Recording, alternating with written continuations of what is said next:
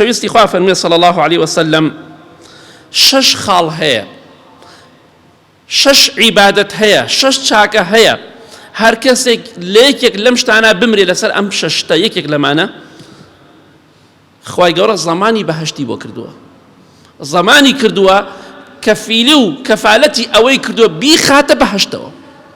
یەکێک لەوانە کێیە؟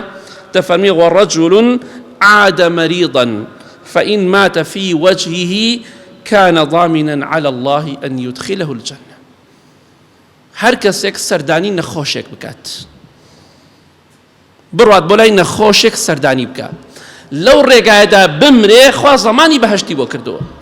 بەڵام ئێمە چیەکەین؟ دەڵێن با بمرێ، دەڕۆین بۆ تەعزیەکەی. ئەوەمان ناوێت. تەعزیە ناشەرعیەکەمان دەوێ. تەعزیەکەی چۆنە؟ بەخوا نەهات بۆ تەعزیەکەی باوکم براکەم بەخوا ناچمە تەعزیەکەیەوە، تەواو هیچی بۆ خوا نییە، 100% ئەو دڵنیا بلەوە. بۆ خۆش بێ خوا لێت قبوڵ ناکات چونکە مخالفەی فەرمانی خوایە. بەڵام سەردانیکردنی نەخۆش عیبادەتێکی زۆر گەورەیە.